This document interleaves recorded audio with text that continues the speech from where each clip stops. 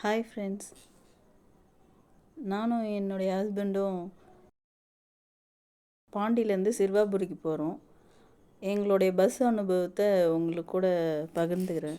இதுதான் பாண்டிச்சேரியோடைய bus stop போயிட்டு Koyambedu bus stop போனோம். காலையில் 5 மணிக்கு ஏறி 9 மணிக்கு கோயம்பேடு போயிட்டோம். கோயம்பேட்லேருந்து ரெட் ஹில்ஸ் போனோம். ரெட் ஹில்ஸ்க்கு பஸ் நம்பர் 114. பஸ் ஏறி ரெட் ஹில்ஸ் போயிட்டோம். ரெட் ஹில்ஸ்லேருந்து சிறுவாபுரிக்கு ஷேர் ஆட்டோவும் இருக்குது, பஸ்ஸும் இருக்குது. பஸ் வர லேட் ஆச்சுன்றதுனால நாங்கள் சிறுவாபுரிக்கு ஷேர் ஆட்டோவிலே போயிட்டோம். கோயிலில் ரொம்ப கூட்டம் இருக்குன்றத எல்லாம் சொன்னாங்கன்றதுனால சரி டிஃபன் சாப்பிட்டுட்டே நம்ம சிறுவாபுரி கோயிலுக்கு போகலாம் அப்படின்ட்டு டிஃபன் சாப்பிட்டுட்டு கோயிலுக்கு போயிட்டு இருந்தோம்.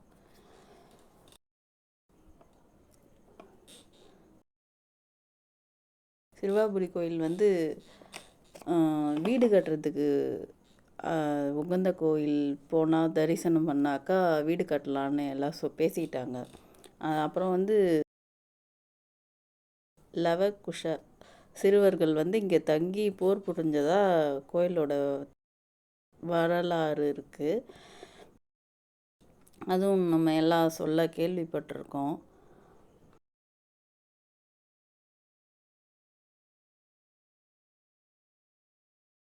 குளம் இருக்கும்.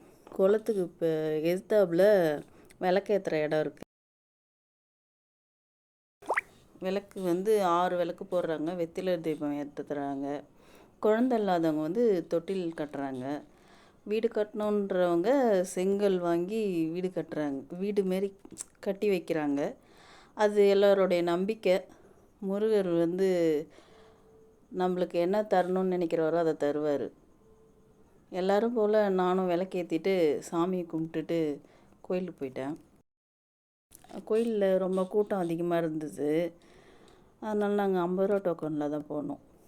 வெளியில் இந்தமாரி வியாபாரிங்கள்லாம் அங்கே அவங்கவுங்க விவசாயம் நிலத்துலேருந்து விளைஞ்சதெல்லாம் எடுத்துகிட்டு இங்கே விற்கிறாங்க. அது கொஞ்சம் பார்க்க நல்லா இருந்தது.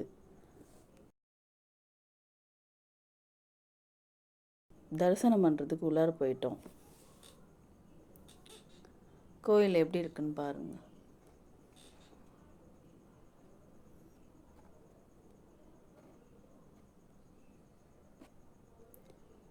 போய் சாமி கும்பிட்டுட்டு தரிசனம் நல்லா கிடச்சிது. எங்களுக்கு சாமி நல்லா கிட்டக்கி பார்த்தோம். மனசுக்கு ஏதோ ஒரு திருப்தியாக இருந்தது.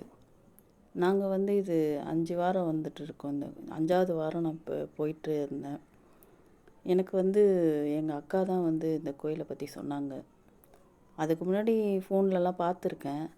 ஆனால் அதை நேராக போய் பார்த்துட்டு எங்கள் அக்கா அனுபவத்தை சொல்கிறப்ப எனக்கு கொஞ்சம் அது மனசுக்கு இதுவாக இருந்தது.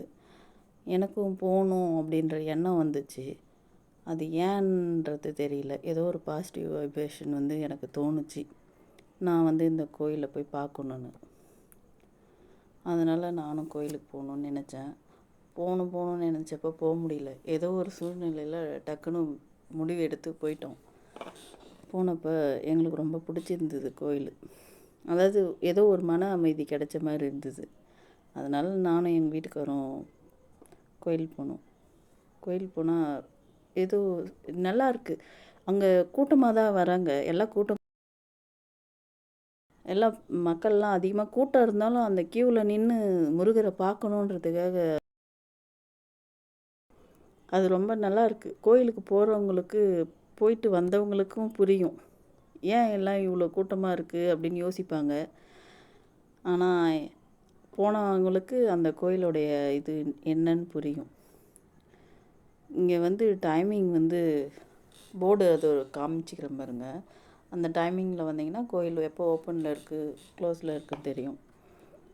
சிறுவாபுரி கோயிலுக்கு பஸ் ரூட்டோடைய பஸ் நம்பர் தான்.